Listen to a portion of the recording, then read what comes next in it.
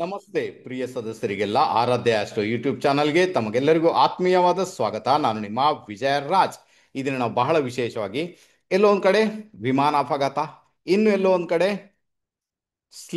Sleeper coach ಬಸ್ಸುಗಳು ಬೆಂಕಿಗೆ ಆಹುತಿ ಆಗುವಂಥದ್ದು, ಇದನ್ನೆಲ್ಲ ಕೇಳಿದಾಗ ಟ್ರಾವೆಲಿಂಗ್ ಮಾಡ್ಲಿಕ್ಕೇನೆ ಹೆದರಿಕೆ, ಹೊರಗೆ ಹೋಗ್ಲಿಕ್ಕೇನೆ ಹೆದರಿಕೆ ಅಂತ ಒಂದು ಪರಿಸ್ಥಿತಿ ವಾತಾವರಣ ಈ ಮೂಮೆಂಟ್ ಅಲ್ಲಿ ಕ್ರಿಯೇಟ್ ಆಗಿರುವಂಥದ್ದು ಆಲ್ಮೋಸ್ಟ್ ಎಲ್ರಿಗೂ ಕೂಡ. ಓಕೆ, ಅದರಲ್ಲೂ ಕೂಡ ದೂರ ಪ್ರಯಾಣ ಮಾಡುವವರಿಗಂತೂ, ಅದರಲ್ಲೂ ಸ್ಲೀಪರ್ ಕೋಚ್ ಬಸ್ಸಲ್ಲಿ ಹೋಗುವವರಿಗಂತೂ ವಿಪರೀತ ರೀತಿಯಲ್ಲಿ ಹೆದರಿಕೆ ಉಂಟಾಗುವ ಸಾಧ್ಯತೆಗಳು ತೀರಾ ತೀರಾ ಜಾಸ್ತಿ ಆಗಿಬಿಟ್ಟಿದೆ. ಓಕೆ, ಹಾಗಾದ್ರೆ ಇದಕ್ಕೆ ಕಾರಣ ಆಗುವಂತಹ ಗ್ರಹಗಳು ಯಾವುದು, ನಾವು ಈ ಸಂದರ್ಭದಲ್ಲಿ ಯಾವ ಪ್ರಿಕಾಷನ್ಸ್ ಅನ್ನ ಪಡ್ಕೊಳ್ಳಿಕ್ಕೆ ನಮ್ಮಿಂದ ಸಾಧ್ಯತೆ ಉಂಟು, ಅದರ ಬಗ್ಗೆ ಇವತ್ತು ಸ್ವಲ್ಪ ಸ್ವಲ್ಪ ಟಿಪ್ಪಣಿ ಮಾಡಲಿಕ್ಕೆ ಪ್ರಯತ್ನ ಮಾಡ್ತೇನೆ. ಮುಂದೆ ಹೋಗೋದಕ್ಕಿಂತ ಮುಂಚೆ ನೀವೇನಾದ್ರೂ ನಮ್ಮ ಚಾನಲ್ಗೆ ಹೊಸಬರಾಗಿದೆ ದಯವಿಟ್ಟು ನಮ್ಮ ಯೂಟ್ಯೂಬ್ ಚಾನಲ್ ಸಬ್ಸ್ಕ್ರೈಬ್ ಮಾಡಿ, ಬೆಲ್ ಐಕನ್ ಪ್ರೆಸ್ ಮಾಡಿ, ಲೈಕ್ ಮಾಡಿ, ಕಮೆಂಟ್ ಮಾಡಿ. ವಿಡಿಯೋ ಇಷ್ಟ ಆದಲ್ಲಿ ದಯವಿಟ್ಟು ಇದನ್ನ ನಿಮ್ಮವ್ರ ಜೊತೆಗೆ ಶೇರ್ ಮಾಡಿ.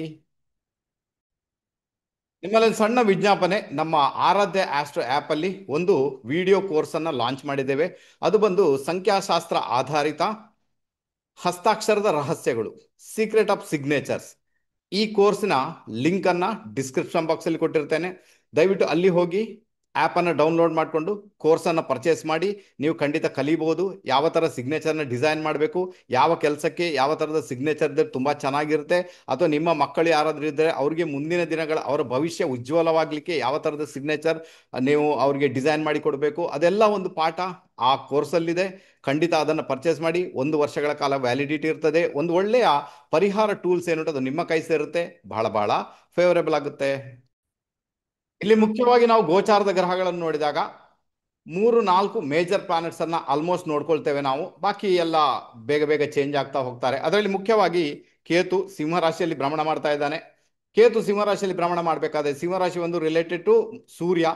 ಸೂರ್ಯ ಬಂದು ಗಣ್ಯ ವ್ಯಕ್ತಿಗಳು, ಓಕೆ, ಅಧಿಕಾರದಲ್ಲಿರುವಂಥ ವ್ಯಕ್ತಿಗಳು, ಸಮಾಜಮುಖಿ ವ್ಯಕ್ತಿಗಳು, ಅದು ಯಾರು ಕೂಡ ಇರ್ಬೋದು, ಅದು ರಾಜಕಾರಣಿಗಳಿರ್ಬೋದು, ಅದು ಈ ಫಿಲ್ಮ್ ಇಂಡಸ್ಟ್ರಿಯಲ್ಲಿರುವವರು ಇರ್ಬೋದು, ಯಾರು ಬೇಕಾದ್ರೂ ಇರ್ಬೋದು, ಒಟ್ಟಾರೆ ವ್ಯಾಪಾರಸ್ಥರು ಇರ್ಬೋದು, ದೊಡ್ಡ ದೊಡ್ಡ ಬಿಸ್ನೆಸ್ ಮ್ಯಾನ್ ಇರ್ಬೋದು, ಎಲ್ಲರೂ ಕೂಡ ಮೇ ಬಿ ಅವರು ಎಲ್ರಿಗೂ ಕೂಡ ಎಲ್ಲೋ ಒಂದು ಕಡೆ ಸಮಸ್ಯೆ ಕ್ರಿಯೇಟ್ ಆಗುವಂತ ಸಾಧ್ಯತೆಗಳನ್ನ ತಳ್ಳಿ ಹಾಕುವಂತಿಲ್ಲ. ಈಗ ಅದು ಮೃತ್ಯು ಅಂತಲ್ಲ, ಬಟ್ ಹೆಲ್ತ್ ಕೂಡ, ಆರೋಗ್ಯ ಕೂಡ ಸಮಸ್ಯೆಗಳು ಉಂಟಾಗಬಹುದು ಅಂತ ಸಿಂಹರಾಶಿ ಕೇತು ಕತೆ ಹೇಳ್ತಾ ಇದ್ದಾನೆ. ಓಕೆ, ಇದು ಒಂದನೇ ವಿಚಾರ. ಎರಡನೇ ವಿಚಾರ ಏನಾಗುತ್ತೆ ಅಂದ್ರೆ, ಕುಂಭರಾಶಿಯಲ್ಲಿ ರಾಹುವಿನ ಭ್ರಮಣ ಆಗ್ತಾ ಉಂಟು. ಕುಂಭರಾಶಿ ಬಂದು ವಾಯುತತ್ವದ ರಾಶಿ. ರಾಹು ಬಂದು ನೀವು ವಿಷ ಅಂತ ಇಟ್ಕೊಂಡಾಗ ವಾಯುವಿನಲ್ಲಿ ವಿಷ ಅಂತ ಆಯ್ತು. ಹಾಗಾದ್ರೆ ಎಲ್ಲೋ ಒಂದ್ ಕಡೆ 11ನೇ ಮನೆ 12ನೇ ಮನೆ ಇದೆರಡು ಕೂಡ ಟ್ರಾವೆಲಿಂಗ್ಗೆ ಸಂಬಂಧಪಟ್ಟದ್ದು. ಹಾಗಾದ್ರೆ ಟ್ರಾವೆಲಿಂಗ್ ಮಾಡುವಾಗ ತೊಂದರೆಗಳಾಗ್ಬೋದು, ಅಲ್ಲೆಲ್ಲೋ ಒಂದ್ ಕಡೆ ನಮಗೆ ಜೀವಕ್ಕೆ ಅಪಾಯ ಆಗ್ಬೋದು ಅಂತ ಒಂದು ಇಂಡಿಕೇಶನ್. ಈಗ ನೋಡಿ, ನಿಮ್ಮ ಜಾತಕದಲ್ಲಿ ರಾಹು ಮಹಾರಾಜ ಏನಾದರೂ ಒಂದು ಒಳ್ಳೆ ಪೊಸಿಷನ್ ಅಲ್ಲಿದ್ದಾನೆ, ಚೆನ್ನಾಗಿದ್ದಾನೆ, ದಶಾಭುಕ್ತಿ ತುಂಬಾ ಸ್ಟ್ರಾಂಗ್ ಆಗಿದೆ ಅಂದಾಗ ಅದು ಅಂತ ಸಮಸ್ಯೆ ಕ್ರಿಯೇಟ್ ಮಾಡುವ ಸಾಧ್ಯತೆಗಳು ತೀರಾ ಕಡಿಮೆ, ಅಂಥದ್ದೇನು ಮಾಡಲ್ಲ. ಬಟ್ ಏನಾಗುತ್ತೆ, ಗೋಚರದಲ್ಲಿ ಕೂಡ ರಾಹು ಎಲ್ಲೋ ಒಂದು ಕಡೆ ವಾಯುತತ್ವದ ರಾಶಿಯಲ್ಲಿ ಇದ್ದುಕೊಂಡು ಮೇ ಬಿ ಸಮಸ್ಯೆ ಕ್ರಿಯೇಟ್ ಮಾಡಬಲ್ಲ. ಆನಂತರ ನಿಮ್ಮ ಜಾತಕದಲ್ಲಿ ಕೂಡ ಅದು ಮ್ಯಾಚ್ ಆಯಿತು ಅಂದಾಗ ಮೇ ಬಿ ದುರ್ಘಟನೆಗಳು ಘಟಿಸುವಂಥ ಸಾಧ್ಯತೆಗಳನ್ನು ಕೂಡ ತಳ್ಳಿ ಹಾಕುವಂತಿಲ್ಲ. ಅಥವಾ ಇದನ್ನು ಅರ್ಥ ಮಾಡ್ಕೊಳ್ಬೇಕು. ಓಕೆ, ಹಾಗಾದ್ರೆ ವಾಯುತತ್ವದ ರಾಶಿಯಲ್ಲಿರುವಂಥ ರಾಹು ಕೂಡ ಪ್ರಾಬ್ಲಮ್ ಅನ್ನ ಕ್ರಿಯೇಟ್ ಮಾಡ್ತಾನೆ. ರಾಹುವಿಗೆ ಡಿಸ್ಪೋಸಿಟರ್ ಇದ್ದಾನೆ ಆತ ಶನಿ. ಆತ ಎಲ್ಲಿದ್ದಾನೆ? ಆತ 12ನೇ ಮನೆಯಲ್ಲಿದ್ದಾನೆ. ಡಿಸ್ಪೋಸಿಟರ್ ಅಂದ್ರೆ ರಾಹುವಿನ ರಾಶಿ ಅಧಿಪತಿ 12th ಹೌಸ್ ಅಲ್ಲಿ ಇದ್ದಾನೆ. ಯಾರು? ಶನಿ. 12ನೇ ಮನೆ ಮೀನ ರಾಶಿ, ಅದು ಜಲತತ್ವದ ರಾಶಿ. ಹಾಗಾದ್ರೆ ಕಂಟಕ ಜಲದಲ್ಲಿ ಕೂಡ ಉಂಟು ಅಂತಾಯ್ತು. ಮತ್ತೊಂದು ಕಡೆ ಏನಾಗುತ್ತೆ, ಮೀನ ರಾಶಿ ಬಂದು ಆಕಾಶ ತತ್ವದ ರಾಶಿ. ಹಾಗಾದ್ರೆ ಆಕಾಶದಲ್ಲಿ ಕೂಡ ಕಂಟಕ ಉಂಟು ಅಂತಾಯ್ತು. ಆಲ್ರೆಡಿ ನಾವು ನೋಡ್ತಾ ಇರುವಂತದ್ದು. ಓಕೆ, ಇದನ್ನ ಅರ್ಥ ಮಾಡ್ಕೊಳ್ಳಿ. ಇನ್ನೊಂದು ವಿಚಾರ ಏನುಂಟಂದ್ರೆ, ಈ ವರ್ಷ ಅಂದ್ರೆ ಜನವರಿ 1ನೇ ತಾರೀಕು ಶುರುವಾಗಿರುವಂಥದ್ದು ಗುರುವಾರ ದಿನ. ಆನಂತರ ಮಾರ್ಚ್ 19ನೇ ತಾರೀಕಿಗೆ ಯುಗಾದಿ ಬರುತ್ತೆ. ಯುಗಾದಿ ಆರಂಭ ಆಗುವ ದಿನ ಕೂಡ ಗುರುವಾರ ದಿನ. ಹಾಗಾದ್ರೆ ಅಂದ್ರೆ ಯುಗಾದಿ ಗುರುವಾರ ದಿನ ಬರ್ತಾ ಉಂಟು. ಹಾಗಾದ್ರೆ ಈ ವರ್ಷದ ರಾಜ ಬಂದು ಗುರು ಆಗ್ತಾನೆ, ಬಹಳ ವಿಶೇಷವಾಗಿ. ಹಾಗಾದ್ರೆ ಗುರು ಎಲ್ಲಿದ್ದಾನೆ? ಗುರು ಆತ ಮಿಥುನ ರಾಶಿಯಲ್ಲಿ, ಅದು ಶತ್ರು ರಾಶಿಯಲ್ಲಿ ವಕ್ರಿಯಾಗಿದ್ದಾನೆ. ಸದ್ಯದ ಮಟ್ಟಿಗೆ ವಕ್ರಿಯಾಗಿದ್ದಾನೆ. ಮಾರ್ಚ್ 11ನೇ ತಾರೀಕಿನವರೆಗೆ ಮೇ ಬಿ ಅಲ್ಲಿ ವಕ್ರಿಯಾಗಿ ಇರ್ತಾನದ, ನಂತರ ಮಾರ್ಗಿ ಆಗ್ತಾನೆ. ಓವರ್ ಆಲ್ ನೋಡ್ಲಿಕ್ಕೆ ಹೋದ್ರೆ ವರ್ಷದ ರಾಜಾದೀಪ ಯಾರಿರ್ತಾನೆ, ವರ್ಷದ ರಾಜ ಯಾರಿರ್ತಾನೆ? ಗುರು. ಆತ ಕೂಡ ಮ್ಯಾಲಿಫಿಕ್ ಇನ್ಫ್ಲುಯೆನ್ಸ್ ಅಲ್ಲಿ ಇದ್ದಾನೆ ಅಂತ ಒಂದು ಇಂಡಿಕೇಶನ್ ಅಂತೂ 100% ಇದೆ. ಅಂದ್ರೆ ಗುರು ಏನ್ ಮಾಡ್ತಾನೆ, ನೇರವಾಗಿ ಆತ ಧನುರಾಶಿಯನ್ನು ವೀಕ್ಷಣೆ ಮಾಡ್ತಾನೆ. ಧನುರಾಶಿ ಬಂದು ಯುದ್ಧದ ರಾಶಿ. ಓಕೆ, ಧರ್ಮದ ರಾಶಿ ಕೂಡ, ಧಾರ್ಮಿಕತೆ ರಾಶಿ ಕೂಡ ಇಲ್ಲ. ಹಾಗಾದ್ರೆ ಧರ್ಮ ಧಾರ್ಮಿಕತೆ ವಿಚಾರದಲ್ಲಿ ತೊಂದರೆಗಳು, ಯುದ್ಧ ಆಗುವಂತ ಪರಿಸ್ಥಿತಿ ಕೂಡ ಅದು ಅಲ್ಲಿ ನಿರ್ಮಾಣ ಮಾಡುವಂತ ಸಾಧ್ಯತೆಗಳು ತೀರಾ ಜಾಸ್ತಿ. ಈಗ ವಿಷಯ ಏನಾಗುತ್ತೆ, ಸರ್ ಗುರುವಿನ ದೃಷ್ಟಿ ಒಳ್ಳೇದಲ್ವಾ, ಗುರುವಿನ ದೃಷ್ಟಿ ಎಲ್ಲ ಪರಿಹಾರ ಮಾಡ್ತಾನಲ್ವಾ? ವಿಷಯ ಹೌದು. ಪರಿಹಾರ ಯಾವಾಗ? ತೊಂದರೆ ಕೊಟ್ಟ ನಂತರ, ಸಮಸ್ಯೆ ಆದ ನಂತರ ಹೋಗಿ ನಾವು ಬೇಡ್ಕೊಳ್ಳುವುದು. ಸಮಸ್ಯೆ ಬಂತು ಅಂದ್ರೆ ದೇವರೇ ನಂಗೆ ತೊಂದರೆ ಆಗಿದೆ, ನನ್ನ ಕಷ್ಟಗಳಿಂದ ಪಾರು ಮಾಡೋದು. ಸಮಸ್ಯೆ ಬಂದಾಗ ಬೇಡ್ಕೊಳ್ತೇವೆ. ಸಮಸ್ಯೆನೇ ಬಂದಿಲ್ಲ ಅಂದ್ರೆ ನೀವು ದೇವರ ಕಡೆಗೆ ಹೋಗ್ಲಿಕ್ಕೇನೆ ಇಲ್ಲ. ಯಾರು ಕೂಡ, ಅರ್ಥ ಆಯ್ತಾ, ಯಾರಿಗೂ ಕೂಡ ಅದರ ನೆನಪೇ ಬರ್ಲಿಕ್ಕಿಲ್ಲ, ದೇವರು ಇದ್ದಾನೆ ಎಂಬುದು ನೆನಪಿಗೆ ಬರ್ಲಿಕ್ಕಿಲ್ಲ, ಸಮಸ್ಯೆ ಬಂದಿಲ್ಲ ಅಂದ್ರೆ. ಅದಕ್ಕೆ ಗುರು ಏನ್ ಮಾಡ್ತಾನೆ, ಸಮಸ್ಯೆ ಕ್ರಿಯೇಟ್ ಮಾಡಿ ಮತ್ತೆ ಸೊಲ್ಯೂಷನ್ ಕೊಡ್ತಾನೆ. ಸಮಸ್ಯೆನೂ ಬರುತ್ತೆ, ಸಮಸ್ಯೆ ಬಂತು, ನೀವು ಅದಕ್ಕೆ ಪ್ರಯತ್ನ ಮಾಡಿದ್ರಿ, ಸೊಲ್ಯೂಷನ್ ಕೂಡ ಮಾಡಿಸ್ತಾನೆ. ತೋ ಇದು ವಿಚಾರ. ಅದಕ್ಕೋಸ್ಕರ ಧನುರಾಶಿ ಆಕ್ಟಿವೇಟ್ ಆಗಿರುವುದರಿಂದ ಎಲ್ಲಿವರೆಗೆ ಗುರು ಮಹಾರಾಜ ಮಿಥುನ ರಾಶಿಯಲ್ಲಿ ಇರ್ತಾನೆ ಅಲ್ಲಿವರೆಗೂ ಕೂಡ ಯುದ್ಧಕ್ಕೆ ಸಂಬಂಧಪಟ್ಟಂತ ಒಂದು ವಾತಾವರಣ ಪ್ರಪಂಚದಾದ್ಯಂತ ಉಂಟಾಗುವ ಸಾಧ್ಯತೆಗಳು ತೀರಾ ಜಾಸ್ತಿ ಸರ್. ಈಗ ಯುದ್ಧ ಆಗುತ್ತೆ ಭಾರತಕ್ಕಾಗಿ ನಾನದು ಹೇಳ್ತಾ ಇಲ್ಲ, ಬಟ್ ಅಂತಹ ಒಂದು ಸಾಧ್ಯತೆಗಳು ಎಲ್ಲಾ ಕಡೆ ಕೂಡ ಒಂದು ಬಿಗುವಿನ ವಾತಾವರಣ ಆಲ್ರೆಡಿ ನಿಮಗೆ ಗೊತ್ತಿದೆ, ಅದು ಅಲ್ಲಿ ನಿರ್ಮಾಣ ಆಗಿರುತ್ತೆ. ಓಕೆ, ಗೊತ್ತಾಯ್ತು. ಈಗ ನೆಕ್ಸ್ಟ್ ಏನಾಗುತ್ತೆ, ಈಗ ವರ್ಷಾಧಿಪ ಏನ್ ಮಾಡ್ತಾನೆ ಗೊತ್ತಾಯ್ತು. ಈಗ ವರ್ಷಾಧಿಪನ ಪೊಸಿಷನ್ ತುಂಬಾ ಚೆನ್ನಾಗಿಲ್ಲ, ಅಂದ್ರೆ ವರ್ಷದ ರಾಜ ಏನಿರ್ತಾನೆ ಆತ ಖುದ್ದು ತೊಂದರೆಯಲ್ಲಿದ್ದಾನೆ, ಅದರಿಂದಾಗಿ ಪ್ರಾಬ್ಲಮ್ ಆಗುವಂತ ಸಾಧ್ಯತೆಗಳು ಉಂಟು, ಇಲ್ಲ ಅಂತ ಏನಿಲ್ಲ. ಇನ್ನೊಂದು ವಿಚಾರ ಏನಾಗುತ್ತೆ ಗೊತ್ತಾ, ಈ ವರ್ಷ 2026 ಟೋಟಲ್ ಮಾಡಿದಾಗ ನಂಬರ್ 1 ಬರುತ್ತೆ. ಈ ನಂಬರ್ 1 ಇದೆಯಲ್ವಾ, ಅದು ಒಂದು ರಿಲೇಟೆಡ್ ಟು ರವಿ, ಸೂರ್ಯ. ಓಕೆ, ಈಗ ಸೂರ್ಯನನ್ನು ಇಲ್ಲಿ ತಗೋಬೇಕು ನೀವು, ಅವಾಗ ಪ್ರಿಡಿಕ್ಷನ್ ಸ್ವಲ್ಪ ಅಕ್ಯುರೇಟ್ ಆಗುತ್ತೆ. ಓಕೆ, ಗುರುವನ್ನ ತಗೊಂಡಾಯ್ತು, ಗೊತ್ತಾಯ್ತು. ಈಗ ಗುರುವಿನ ವಿಷಯ, ಸೂರ್ಯನನ್ನ ತಗೊಂಡಾಗ ಏನಾಗುತ್ತೆ ಗೊತ್ತಾ, ಸೂರ್ಯ ಈಗ ಮಕರ ರಾಶಿಯಲ್ಲಿ ಭ್ರಮಣ ಮಾಡ್ತಾ ಇದ್ದಾನೆ. ಓಕೆ, ಮಕರ ರಾಶಿ ಅಧಿಪತಿ ಯಾರು, ಶನಿ. ಆತ ಎಲ್ಲಿದ್ದಾನೆ, 12th ಹೌಸ್ ಅಲ್ಲಿ ಇದ್ದಾನೆ, ಅಂದ್ರೆ ಇಲ್ಲಿ ಮೀನ ರಾಶಿಯಲ್ಲಿ ಭ್ರಮಣ ಮಾಡ್ತಾ ಇದ್ದಾನೆ. ಮೀನ ರಾಶಿ ಅಧಿಪತಿ ಯಾರು, ಗುರು. ಆತ ಮೊದಲೇ ವಕ್ರಿ ಆಗಿಬಿಟ್ಟಿದ್ದಾನೆ. ಓಕೆನಾ, ಅರ್ಥ ಆಯ್ತಾ. ಆನಂತರ ಗುರುವಿನ ಡಿಸ್ಪೋಸಿಟರ್ ಯಾರು, ಬುಧ. ಆತ ರಾಹು ಕಡೆಗೆ ಹೋಗ್ತಾ ಇದ್ದಾನೆ, ಹಾಗಾದ್ರೆ ಇದು ಕಂಟಕದ ಸಮಯ ಅಂತ ಆಯ್ತು. ಓಕೆ, ಹಾಗಾದ್ರೆ ಈ ಪೀರಿಯಡ್ ಏನಿದೆ ಅಂದ್ರೆ ಸೂರ್ಯ ಮಕರ ರಾಶಿಯಲ್ಲಿ ಭ್ರಮಣ ಮಾಡುವವರೆಗೆ ಮೇ ಬಿ ಒಂದು ಕಂಟಕದ ಸಮಯ. ಯಾಕಂದ್ರೆ ಗುರುವಿನ ಡಿಸ್ಪೋಸಿಟರ್ ಯಾರಿರ್ತಾನೆ, ಬುಧ, ಆತ ರಾಹು ಕಡೆಗೆ ಹೋಗ್ತಾನೆ, ರಾಹುನಿಂದ ಶನಿ ಕಡೆಗೆ ಹೋಗ್ತಾನೆ. ಮೇ ಬಿ ಸಮಸ್ಯೆಗಳನ್ನ ಕ್ರಿಯೇಟ್ ಮಾಡಬಲ್ಲ.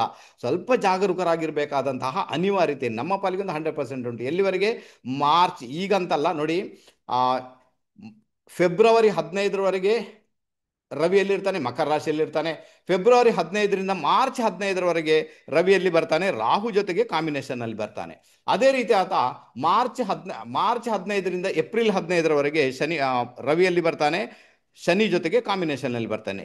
ಈ ಸಮಯ ಇದೆಯಲ್ವಾ, ಓವರ್ ಆಲ್ ನೋಡ್ಲಿಕ್ಕೆ ಹೋದ್ರೆ ಮಾರ್ಚ್ 15ನೇ ತಾರೀಕಿನವರೆಗೆ ಒಳ್ಳೆ ಪೀರಿಯಡ್ ಇಲ್ಲ ಸರ್, ಇದು ಅರ್ಥ ಮಾಡ್ಕೊಳ್ಬೇಕು. ಓಕೆ, ಯಾಕಂದ್ರೆ ಈ ವರ್ಷ ತುಂಬಾನೇ ಇಂಪ್ಯಾಕ್ಟ್ ಅನ್ನ ಕ್ರಿಯೇಟ್ ಮಾಡುವಂತ ಗ್ರಹ ಬಂದು ಒಂದು ಗುರು ಆಯ್ತು, ಸೆಕೆಂಡ್ ಬಂದು ರವಿ ಅಂದ್ರೆ ಸೂರ್ಯ. ಹಾಗಾದ್ರೆ ಸೂರ್ಯ ಯಾವಾಗ ರಾಹುವನ್ನ ಟಚ್ ಮಾಡ್ತಾನೆ ಆ ಸಂದರ್ಭ ಕಂಟಕಪ್ರಾಯವಾಗಿರುತ್ತೆ, ಶನಿಯನ್ನ ಟಚ್ ಮಾಡ್ತಾನೆ ಆ ಸಂದರ್ಭದಲ್ಲಿ ಕೂಡ ಅದು ಕಂಟಕಪ್ರಾಯವಾಗಿ ಉಂಟಾಗುವಂತ ಸಾಧ್ಯತೆಗಳು ತೀರಾ ಜಾಸ್ತಿ. ಹಾಗಾದ್ರೆ ತೊಂದರೆ ಏನಾಗ್ಬೋದು, ನನಗೆ ಬಂದಂತಹ ಒಂದು ಮೆಸೇಜ್ ಪ್ರಕಾರ ತೊಂದರೆಗಳು ಯಾರಾದರೂ ಈ ಫಿಲ್ಮ್ ಇಂಡಸ್ಟ್ರಿಯಲ್ಲಿರುವವರು, ಅಂದ್ರೆ ಫಿಲ್ಮ್ ಇಂಡಸ್ಟ್ರಿಯಲ್ಲಿ ಯಾರು ಬೇಕಾದ್ರೂ ಕೂಡ, ಅದು ಬಾಲಿವುಡ್ ಹಾಲಿವುಡ್ ಎಲ್ಲಿ ಕೂಡ ಅವರಿಗೆ ಸಮಸ್ಯೆಗಳು ಆಗಬಹುದು. ಅದರಲ್ಲಿ ಯಾರಿಗಂತ ಹೇಳೋಕೆ ಆಗುದಿಲ್ಲ ನನ್ನಿಂದ. ಹಾಗಾದ್ರೆ ಅಲ್ಲಿ ಫಿಲ್ಮ್ ಇಂಡಸ್ಟ್ರಿಯಲ್ಲಿ ತೊಂದರೆಗಳಾಗುವಂಥದ್ದು, ಅಥವಾ ಯಾರಾದ್ರು ದೊಡ್ಡ ದೊಡ್ಡ ನಟರು ಯಾರಾದ್ರು ಇಷ್ಟವರೆಗೆ ಹೆಸರುವಾಸಿಯಾಗಿದ್ದಾರೆ, ಮೇ ಬಿ ಅವರಿಗೆ ತೊಂದರೆಗಳಾಗುವಂತ ಸಾಧ್ಯತೆಗಳು ಉಂಟು ಅಂತ ಒಂದು ಇಂಡಿಕೇಶನ್ ಬಂದಿದೆ. ಆಗಬಹುದು, ಅಥವಾ ಅದು ಸಣ್ಣ ಮಟ್ಟದಲ್ಲಿ ಕೂಡ ಹೋಗ್ಬೋದು, ಗೊತ್ತಿಲ್ಲ. ಅಂಥದ್ದೊಂದು ಇಂಡಿಕೇಶನ್ ಇದೆ. ಸ್ವಲ್ಪ ನೀವೇನಾದರೂ ಆ ಫೀಲ್ಡಲ್ಲಿ ಇರುವುದಾದ್ರೆ ನಿಮ್ಮನ್ನು ನೀವೇ ಸ್ವಲ್ಪ ಜಾಗರೂಕರಾಗಿ ಇಟ್ಕೊಳ್ಬೇಕಾಗುತ್ತೆ, ಸ್ವಲ್ಪ ಪ್ರಿಕಾಷನ್ ತಗೊಳ್ಬೇಕಾದಂತ ಅಗತ್ಯ ಇದೆ. ಓಕೆ, ಹಾಗಾದ್ರೆ ನೋಡಿ ಏನಾಗುತ್ತೆ ಗೊತ್ತಾ, ಈಗ ನಿಮ್ಮ ಜಾತಕ ತೆಗೆದು ನೋಡಿ, ಒಂದು ಟೆಕ್ನಿಕ್ ಹೇಳಿಕೊಡ್ತೇನೆ, ತೆಗೆದು ನೋಡಿ. ಅಲ್ಲಿ ಸೂರ್ಯ ಎಲ್ಲಿ ಕೂತಿದ್ದಾನೆ ಮತ್ತೆ ಯಾವುದನ್ನ ನೋಡ್ತಾ ಇದ್ದಾನೆ. ಓಕೆನಾ, ಈ ಎರಡೂ ಕಡೆಯಿಂದ ರಿಸಲ್ಟ್ ಅನ್ನ ಈ ವರ್ಷ ನೀವು 100% ಅನುಭವಿಸ್ತೀರಿ ಸರ್, 100%. ಬೇಕಾದ್ರೆ ಟ್ರೈ ಮಾಡಿ ನೋಡ್ಬೋದು ಸರ್. ನಿಮ್ಮ ಜಾತಕ ತೆಗೆದು ನೋಡಿ, ಸೂರ್ಯ ಎಲ್ಲಿ ಕೂತಿದ್ದಾನೆ, ಎಲ್ಲಿ ನೋಡಿ. ಈಗ ಇಲ್ಲಿ ಏನಾಗುತ್ತೆ, ಸೂರ್ಯ ಮಕರ ರಾಶಿಯಲ್ಲಿ ಇದ್ದಾನೆ, 4ನೇ ಮೇಲೆ ನೋಡ್ತಾ ಇದ್ದಾನೆ. ಹಾಗಾದ್ರೆ ಏನಾಗುತ್ತೆ ಗೊತ್ತಾ, ಹಾಗಾದ್ರೆ ಈ ಕಾಂಬಿನೇಷನ್ ಯಾರಿಗೆ ಬಂದಿದೆ, ಸೂರ್ಯ ಮಕರ ರಾಶಿಯಲ್ಲಿ ಮತ್ತೆ ಕರ್ಕಾಟಕ ರಾಶಿ, ಭೂಮಿ ಮಾಡುವಂಥದ್ದು, ಮನೆ ಮಾಡುವಂಥದ್ದು ಯೋಗ ಕ್ರಿಯೇಟ್ ಆಗುತ್ತೆ. ಆದಷ್ಟು ಸಮಾಜ ಸೇವೆ ಮಾಡಿ ಅದರಲ್ಲಿ ಸ್ಟೇಟಸ್ ಅನ್ನ ಪಡ್ಕೊಳ್ಳುವಂತ ಯೋಗ ಭಾಗ್ಯ ಕೂಡ ಕ್ರಿಯೇಟ್ ಆಗುತ್ತೆ ಸರ್. ಸೊ ಇದು ಪಕ್ಕ ಅಂತ ಹೇಳ್ತೇನೆ. ಅದರಲ್ಲೂ ಕೂಡ ನಿಮ್ಗೆ ಏನಾದರೂ ಸೂರ್ಯ ದಶೆನೇ ನಡೀತಾ ಉಂಟು ಅಂತಾದಾಗ, ಅಥವಾ ಶನಿ ದಶೆನೇ ನಡೀತಾ ಉಂಟು ಅಂತಾದಾಗ ಈ ಇಂಪ್ಯಾಕ್ಟ್ ಬರುವಂತ ಸಾಧ್ಯತೆಗಳು ತೀರಾ ಜಾಸ್ತಿ ಆಗಿಬಿಡುತ್ತೆ ಸರ್. ಸೊ ಇದನ್ನು ಅರ್ಥ ಮಾಡ್ಕೊಳ್ಳಿಕ್ಕೆ ಪ್ರಯತ್ನ ಮಾಡಿ. ಓಕೆ, ಗೊತ್ತಾಯ್ತು. ಈಗ ಹಾಗಾದ್ರೆ ಪ್ರಾಬ್ಲಮ್ ಏನಾಗುತ್ತೆ ಅಂತ ಗೊತ್ತಾಯ್ತಾ ನಿಮ್ಗೆ. ನೋಡಿ, ಇನ್ನೂ ಒಂದು ವಿಚಾರ ಏನಂದ್ರೆ, ಈ ಎಲ್ಲ ಸಮಸ್ಯೆ ಬರಬೇಕಾದ್ರೆ ಅಲ್ಲಿ ಚಂದ್ರನ ಇಂಪ್ಯಾಕ್ಟ್ ಕೂಡ ಬರಲೇಬೇಕಾಯ್ತಾ. ಚಂದ್ರನ ಇಂಪ್ಯಾಕ್ಟ್ ಬಂದಾಗ ಮ್ಯಾನಿಫೆಸ್ಟೇಷನ್ ಆಗುತ್ತೆ ಅಂತ ಒಂದು ಇಂಡಿಕೇಶನ್. ಮತ್ತೆ ಯಾವುದಾದ್ರೂ ಒಂದು ಅಗ್ನಿ ಅವಘಡಗಳಾಗಬೇಕು, ಅಗ್ನಿ ರಿಲೇಟೆಡ್ ಏನಾದ್ರೂ ಆಗ್ಬೇಕಾದ್ರೆ ಅಲ್ಲಿ ಸೂರ್ಯನ ಇಂಪ್ಯಾಕ್ಟ್ ಇರಲೇಬೇಕು. ದೊಡ್ಡ ಮಟ್ಟಿಗೆ ಅಗ್ನಿ ಉರಿಯುವಂಥದ್ದು ರಿಲೇಟೆಡ್ ಟು ಸೂರ್ಯ, ಸಣ್ಣ ಮಟ್ಟಿಗೆ ಅಗ್ನಿ ಉರಿಯುವಂಥದ್ದು ರಿಲೇಟೆಡ್ ಟು ಮಂಗಳ. ಓಕೆನಾ, ಇದನ್ನು ಅರ್ಥ ಮಾಡ್ಕೊಳ್ಳಿ. ಓಕೆ, ಈಗ ಎರಡರಲ್ಲಿ ಕೂಡ ನೀವು ಮಂಗಳನನ್ನ ಸೂರ್ಯನನ್ನು ಇಟ್ಟುಕೊಳ್ಬಹುದು, ಏನು ಸಮಸ್ಯೆ ಇಲ್ಲ. ಬಟ್ ದೊಡ್ಡ ಮಟ್ಟಿಗೆ ಎಲ್ಲೊಂದ್ ಕಡೆ ಭಾಗಂತ ದೊಡ್ಡ, ಈಗ ಒಂದು ಮನೇನೆ ಉರಿತಾ ಉಂಟು ದೊಡ್ಡ ಮಟ್ಟಿಗೆ ಅಂದಾಗ ಅದು ಎಲ್ಲೋ ಒಂದ್ ಕಡೆ ಸೂರ್ಯನಿಗೆ ಅಂದ್ರೆ ಅವರ ಜಾತಕದಲ್ಲಿ ಸೂರ್ಯನಿಗೆ ಸಂಬಂಧಪಟ್ಟಂತೆ ಎಲ್ಲೋ ಒಂದ್ ಕಡೆ ಪ್ರಾಬ್ಲಮ್ ಇದೆ, ಅದಕ್ಕೆ ದೊಡ್ಡ ಮಟ್ಟದಲ್ಲಿ ಉರಿತಾ ಉಂಟು. ಈಗ ಸಣ್ಣ ಮಟ್ಟದಲ್ಲಿ ಮನೆಯಲ್ಲಿ ಒಂದ್ ಕಡೆ ಎಲ್ಲೊಂದ್ ಕಡೆ ಅಗ್ನಿ ಸಣ್ಣ ಮಟ್ಟಿಗೆ ಒಂದು ಅವಘಡ ಆಯಿತು, ಅದು ರಿಲೇಟೆಡ್ ಟು ಮಂಗಳನಿಗೆ ಸಂಬಂಧಪಟ್ಟಂತೆ ಕೆಲಸ ಮಾಡುತ್ತೆ. ಓಕೆ, ಈಗ ನಿಮ್ಗೆ ಅಂತ ಜಾತಕ ತೋರಿಸ್ತೇನೆ ನೋಡಿ, ಅಲ್ಲಿ ಏನಾಗುತ್ತೆ ಅಂತ ನಿಮಗೆ ಒಂದಷ್ಟು ಕನ್ಫರ್ಮೇಶನ್ ಬರುತ್ತೆ. ಈ ಜಾತಕ ನೋಡಿ, ಇದು 28ನೇ ತಾರೀಕಿಗೆ ಪ್ಲೇನ್ ಕ್ರ್ಯಾಶ್ ಆಗಿರುವಂಥದ್ದು, ನಮ್ಮ ಅಜಿತ್ ಪವಾರ್ ಅವರು ಅದರಲ್ಲಿ ತಮ್ಮ ಪ್ರಾಣವನ್ನು ತೆತ್ತಿರುವಂಥದ್ದು. ಓಕೆ, ಇಲ್ಲಿ ಏನಾಗುತ್ತೆ ಗೊತ್ತಾ, ನಾನು ಹೇಳಿದೆ ನಿಮಗೆ ಚಂದ್ರನ ಇಂಪ್ಯಾಕ್ಟ್ ಬರದೆ ಮ್ಯಾನಿಫೆಸ್ಟೇಷನ್ ಆಗಲ್ಲ. ಆನಂತರ ಕುಜ ಮತ್ತೆ ಸೂರ್ಯನ ಇಂಪ್ಯಾಕ್ಟ್ ಬರದೆ ಅಲ್ಲಿ ಅಗ್ನಿ ಕೂಡ ಅವಘಡ ಆಗಲ್ಲ. ಓಕೆನಾ, ಇಲ್ಲಿ ನೋಡಿ ಚಂದ್ರ ಎಲ್ಲಿದ್ದಾನೆ ಆ ದಿನ ಚಂದ್ರ ಬೆಳಿಗ್ಗೆ 8:45 ಚಂದ್ರ ಇದ್ದ ಕೃತಿಕಾ ನಕ್ಷತ್ರ, ನಕ್ಷತ್ರಾಧಿಪತಿ ಯಾರು? ಸೂರ್ಯ. ಓಕೆ, ಚಂದ್ರ ಎಲ್ಲಿ ನೋಡ್ತಾ ಇದ್ದಾನೆ? ವೃಶ್ಚಿಕ ರಾಶಿಯನ್ನು. ವೃಶ್ಚಿಕ ರಾಶಿ ಅಧಿಪತಿ ಯಾರು? ಕುಜ. ಹಾಗಾದ್ರೆ ಎರಡು ಅಗ್ನಿ ತತ್ವದ ಪ್ಲಾನೆಟ್ಸ್ಗೆ ಇಂಪ್ಯಾಕ್ಟ್ ಬಂತ, ಸಮಸ್ಯೆ ಕ್ರಿಯೇಟ್ ಆಯ್ತಾ? ಆಯ್ತು ತಾನೆ. ಸೊ ಇದು ಒಂದು ಪರಿಸ್ಥಿತಿ. ಈಗ ನೀವೇನು ಹೇಳು ಸರ್, ಇದನ್ನು ನೀವು ಮುಂಚೆನೆ ಹೇಳಬೇಕಿತ್ತು. ಸರ್ ಮುಂಚೆ ಹೇಳಿ, ಯಾರು ಸರ್ ಕೇಳಿಸ್ಕೊಳ್ತಾರೆ?